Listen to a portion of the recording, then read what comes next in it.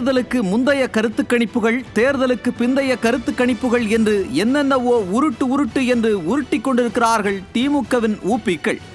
ஆனால் கடந்த காலத்திலேயே கருத்து கணிப்புகள் மீது அவ்வளவாக நம்பகத்தன்மையே இல்லை என்று மறைந்த புரட்சித் தலைவி ஜெயலலிதாவே பேசிய வீடியோக்கள் எல்லாம் சமீபத்தில் ட்ரெண்ட் ஆகி கொண்டிருக்கின்றன. கருத்து கணிப்புகள் என்ன சொன்னாலும் மக்கள் இந்த முடிவுடன் இருக்கிறார்கள், உறுதியாக இருக்கிறார்கள். எக்காரணத்திற்காகவும் இந்த முடிவை மாற்ற மாட்டார்கள் என்று எனக்கு நன்றாகவே தெரிந்தது. அதனால்தான் யார் என்ன சொன்னாலும் அதை பற்றி நான் கவலைப்படவில்லை. முடிவு இப்படித்தான் இருக்கும் என்று நான் ஏற்கனவே புரிந்து கொண்டு விட்டேன். திமுக அத்தனை சீட் இத்தனை சீட் என்று ஏகத்துக்கும் அடித்து விட்டுக் கொண்டிருக்கின்றன பல நிறுவனங்கள். ஆனால் கடந்த கால வரலாறுகளை சற்றே திரும்பி பார்த்தால் அந்த நிறுவனங்கள் சொன்னதெல்லாம் நடந்ததா என்றால் அங்குதான் மிகப்பெரிய கேள்வியே.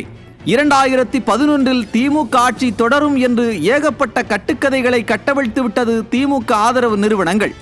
ஆனால் நடந்தது என்ன? திமுக எதிர்க்கட்சி வரிசை கூட கிடைக்காமல் 3ஆம் இடத்திற்கு துரத்தி அடிக்கப்பட்டது. அடுத்து வந்த 2016ஆம் ஆண்டு சட்டமன்ற தேர்தலில் என்னவானது? திமுக தான் ஆட்சி என்று கிட்டத்தட்ட 99% நிறுவனங்கள் அடித்து சொல்லின.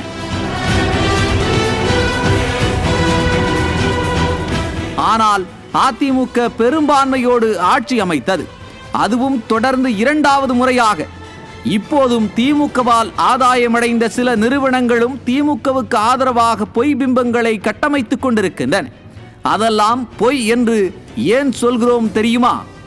இந்த தேர்தலில் தாவேகவின் வரவு யாருக்கு எப்படியோ திமுகவுக்கு மிகப்பெரிய கிளியை கொடுத்திருக்கிறது.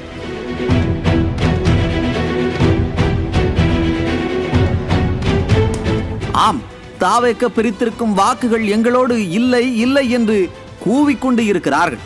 ஏன் இவ்வளவு பதற்றம்?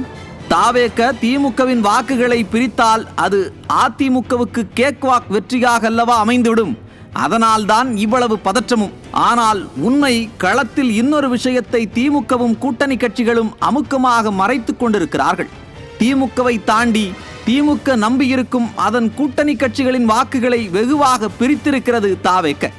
அதுவும் உண்மையான காங்கிரஸ்காரர்கள் நம்ம பக்கம்தான் என்று தாவேக செய்த பிரச்சாரம் காங்கிரஸ்காரர்களின் வாக்குகளை தாவேக பக்கம் சரிய வைத்திருக்கிறது.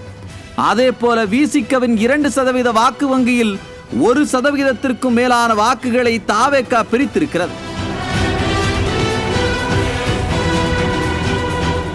ஒட்டுமொத்தமாக திமுக கூட்டணியில் இருக்கும் 25 கட்சிகளின் வாக்குகளில் ஓட்டை போட்டிருக்கிறது தாவேக. அங்கிருக்கும் கூட்டணி கட்சிகளின் எண்ணிக்கையும் அதிகம். அதன் அடிப்படையில் பார்த்தால் சராசரியாக திமுக கூட்டணியில் இருந்து சுமார் 10% அதிகமான வாக்குகளை தாவேக பிரித்திருக்கலாம். எங்கே இந்த கணக்கீடுகள் வெளியே தெரிந்தால் அது திமுக கூட்டணிக்கு பாதகமான இமேஜை கொடுத்து விடுமோ என்று பயந்துதான் அதை பற்றி வாய் திறக்காமல் இருக்கின்றன. ஆக திமுகவில் இருந்து மட்டுமல்லாமல் காங்கிரஸ், விசிக, தேமுதிக உள்ளிட்ட கூட்டணி கட்சிகளின் வாக்குகளை தாவேக பிரித்திருப்பதால் பதற்றத்தில் இருக்கிறார்களா திமுக மற்றும் கூட்டணி கட்சிகள்? கருத்து கணிப்புகளால் கலங்கி போய் இருக்கிறதா திமுக என்று அலசி ஆராய்கிறது இன்றைய நியூஸ் ஜே உரிமை குரல் நிகழ்ச்சி.